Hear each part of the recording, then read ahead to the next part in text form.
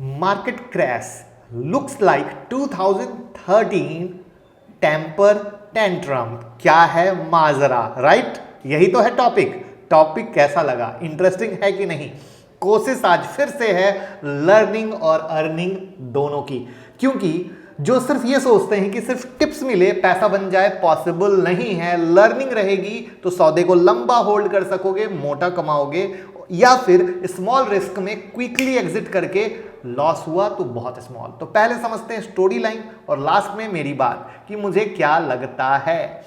तो मैं मुकुल अग्रवाल आपका आप ही के YouTube चैनल में स्वागत करता हूं। जो भी नए लोग चैनल को सब्सक्राइब करें और बेल आइकॉन हिट करें, क्योंकि यहां मिलती है भाई वाली एडवाइस। और रात के 10:30 बजे का शो कभी मिस मत कीजिए, क्योंकि 2 से 3 स्टॉक देते हैं, वहां पे आप कमा सकते हैं पैसा। और ट्विटर और टेलीग्राम को ज्वाइन करेंगे तो स्टॉक मार्केट की सारी ब्रेकिंग न्यूज आपको सबसे पहले मिलेगी।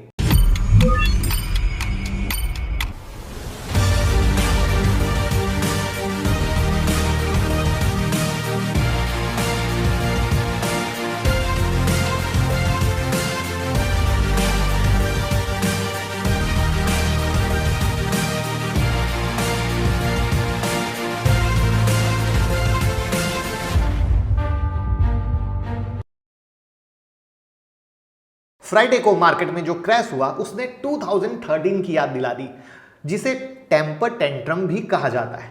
तो मार्केट में दोस्तों इस वक्त बॉन्ड यील्ड को लेके कुछ भी और बहुत कुछ बात हो रही है, उसे 2000 के टेम्पर टेंट्रम से कंपेयर किया जा रहा है। तो पहले तो ये वीडियो देख लीजिएगा कल वाली, आपको पिक्चर क्लियर हो जाएगी बॉन्ड यील्ड की। अब आप सोच रहे हैं कि ऐसा हुआ क्या, तो उस दौरान तो दोस्तों उस वक्त यूएस इकोनॉमी को 2008 के फाइनेंशियल क्राइसिस से बचाने के लिए जब यूएस के फेड रिजर्व ने क्वांटिटेटिव ईजिंग टेपर के तहत बॉन्ड की बाइंग और इंटरेस्ट रेट को टेपर किया था, तो उस यूएस 10 ईयर ट्रेजरी यील्ड 1.60 से जंप करके 3% के आसपास पहुंच गया था, जिसे मार्केट में एक पैनिक का माहौल बन गया था और लिक्विडिटी की भरमार लग गई थी। और जुलाई 2013 से फिर शुरू होता है शार्प सेल ऑफ का सिलसिला, जिसकी वजह से सेंसेक्स में 12% तक की गिरावट दिखी थी, वो भी सिर्फ और सिर्फ 20 ट्रेडिंग सेशन में। और आपको बता दूं कि 2012 में भी इंडिया में एफपीआई इनफ्लो करीब 1.3 ट्रिलियन रुपीस का था, और अभी भी यही कुछ कहानी चल रही है। अब कुछ लोगों का मानना है कि 2013 का वो दौर एक बार फिर से महसूस किया जा रहा है या दस्तक देने की तैयारी में है, क्योंकि 2020 में इंडिया में एफपीआई ने इनफ्लो 1.7 ट्रिलियन रुपीस का किया है, जिसके बाद कोविड की वजह से जो मार्केट ने लो मारा और उसके बाद से 85% तक का उछाल। तो सवाल उठता है आगे क्या।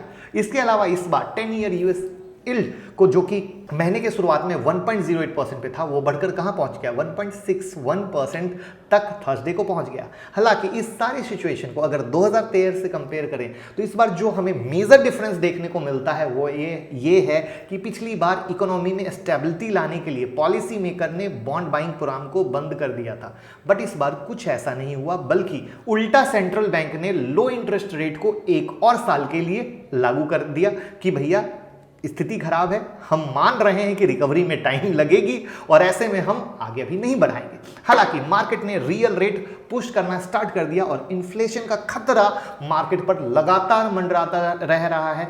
हाई वैल्यूएशन का खतरा मंडरा रहा है, क्योंकि मार्केट में बड़ी वाली प्रॉफिट बुकिंग अभी तक नहीं देखी, लेकिन अब दिख रही है।